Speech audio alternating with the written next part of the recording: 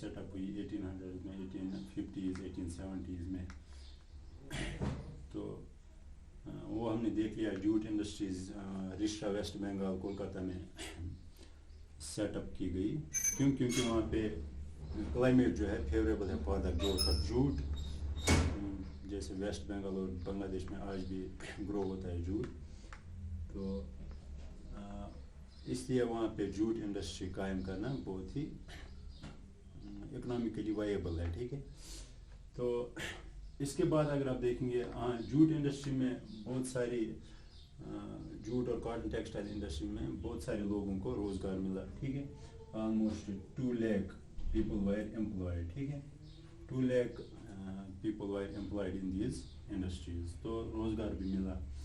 इसके बाद अगर आप देखेंगे जब वर्ल्ड वार 1 ब्रेक हुआ 1914 में जब शुरू हुआ, तो उससे पहले यहाँ पे और भी बहुत सारी कुछ इंडस्ट्रीज सेटअप हुई थी, जैसे पेपर इंडस्ट्रीज, ठीक है, पेपर इंडस्ट्री, ब्रूरीज इंडस्ट्रीज, ठीक है, ब्रूरीज जो शराब वराब बनाते हैं, और आप बोल सकते हैं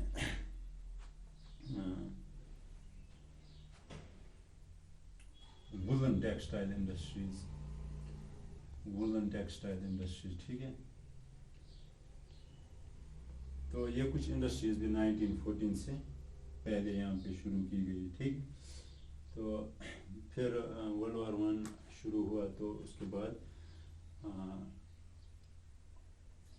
उसके बाद क्या हुआ कि जो अगर आप हिस्ट्री में जाएंगे, वर्ल्ड वार 1 शुरू होने के बाद इंडिया में जो वहाँ से ब्रिटेन से वो फिनिश्ड प्रोडक्ट्स आने बंद हो गए, तो यहाँ पे जो डोमेस्टिक प्रोडक्ट्स बन रहे थे, डोमेस्टिकली मैन्युफैक्चर्ड प्रोडक्ट जो थे, उनकी डिमांड बहुत बढ़ गई। उससे इन लोगों को, इन इंडस्ट्रीज़ को बहुत ही ज़्यादा फ़ायदा मिला। तो ये हो गया 1914 से पहले अगर आप देखेंगे और कौन सी इंडस्ट्रीज़। इसके बाद अगर आप देखेंगे ये हो गया कुछ historical context of development of industries in modern India. इसके बाद हम देखेंगे, अब हम आएंगे टॉपिक पे, उसको बोलेंगे हम फैक्टर्स अफेक्टिंग इंडस्ट्रियल लोकेशन, ठीक है। देखिए कौन सी इंडस्ट्री किस लोकेशन पे सेटअप होगी, ये बहुत सारी चीज़ों पे डिपेंड करता है, ठीक है। तो उनको हम बोलते हैं factors affecting, factors of industrial location, या कौन कौन से फैक्टर्स इंडस्ट्रियल लोकेशन को इफेक्ट करते हैं। मिसाल के तौर पर ये मान लीजिए इंडिया है, ठीक है। कौन सी इंडस्ट्री यहाँ पे सेटअप होगी, कौन सी इंडस्ट्री यहाँ पे सेटअप होगी, कौन सी इंडस्ट्री यहाँ पे नहीं सेटअप हो सकती है, कौन सी इंडस्ट्री यहाँ पे नहीं सेटअप हो सकती है, ठीक है। तो लोकेशनल फैक्टर्स को हम देखेंगे, ठीक है, इंडस्ट्रियल लोकेशनल फैक्टर्स। तो किस जगह पर कौन सी इंडस्ट्री सेटअप हो सकती है और क्यों, कौन से फैक्टर्स रेस्पॉन्सिबल है कि वहाँ पे ही सेटअप हो सकती है, दूसरी जगह सेटअप नहीं हो सकती है। तो ये जो फैक्टर्स इफेक्टिंग इंडस्ट्रियल लोकेशन है, ये एक चीज़ आप ध्यान में रखिए, ये पास्ट में बहुत ज़्यादा इंडस्ट्रियल लोकेशन को इफेक्ट करते थे। आज ये उतना इफेक्ट नहीं करते, क्योंकि आज ट्रांसपोर्ट फैसिलिटीज़ बहुत ही डेवलप्ड हैं, कम्युनिकेशन फैसिलिटीज़ बहुत ही डेवलप्ड हैं, ठीक है। आज हम रॉ मटेरियल एक जगह से दूसरी जगह ट्रांसपोर्ट कर सकते हैं, फिनिश्ड प्रोडक्ट दूसरी जगह से तीसरी जगह ट्रांसपोर्ट कर सकते हैं, ठीक। तो अब हम वही देखेंगे। देखिए फैक्टर्स इफेक्टिंग इंडस्ट्रियल लोकेशन में 2 फैक्टर्स होते हैं, 2 टाइप्स ऑफ फैक्टर्स। एक को हम बोलते हैं जियोग्राफिकल फैक्टर्स, दूसरे को हम बोलते हैं नॉन जियोग्राफिकल फैक्टर्स, ठीक है। जियोग्राफिकल फैक्टर्स में अगर आप देखेंगे, सबसे पहले आएगा रॉ मटेरियल अवेलेबिलिटी, ठीक है, रॉ मटेरियल अवेलेबिलिटी। मिसाल के तौर पर आपको शुगर इंडस्ट्री सेटअप करनी है, ठीक है,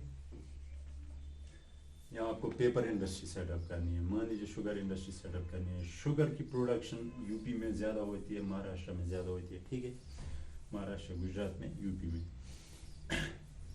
सबसे आइडियल लोकेशन जो शुगर इंडस्ट्री की है वो है यूपी और महाराष्ट्र। वाई?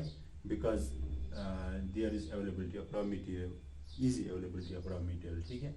तो कन्वीनियंटली यहाँ पे रॉ मटेरियल अवेलेबल है, तो यहाँ पे अगर आप इंडस्ट्री सेटअप करेंगे, यहाँ से रॉ मटेरियल कलेक्ट करके नज़दीकी आपको ले जाना पड़ेगा इंडस्ट्री तक। मिसाल के तौर पर आप JNK में शुगर इंडस्ट्री सेटअप करते हैं, आपको शुगर केन कहाँ से लेना है, यहाँ से लाना है, यहाँ से लाना है, और यहाँ पे फिर यहाँ से और यहाँ से ट्रांसपोर्ट करके JNK में लाना है, कश्मीर में लाना है, तो कितना उसमें फेयर चढ़ेगा, कितना उसमें खर्चा आएगा, बहुत ही ज़्यादा खर्चा आएगा रॉ मटेरियल ट्रांसपोर्ट करने में ही, ठीक है।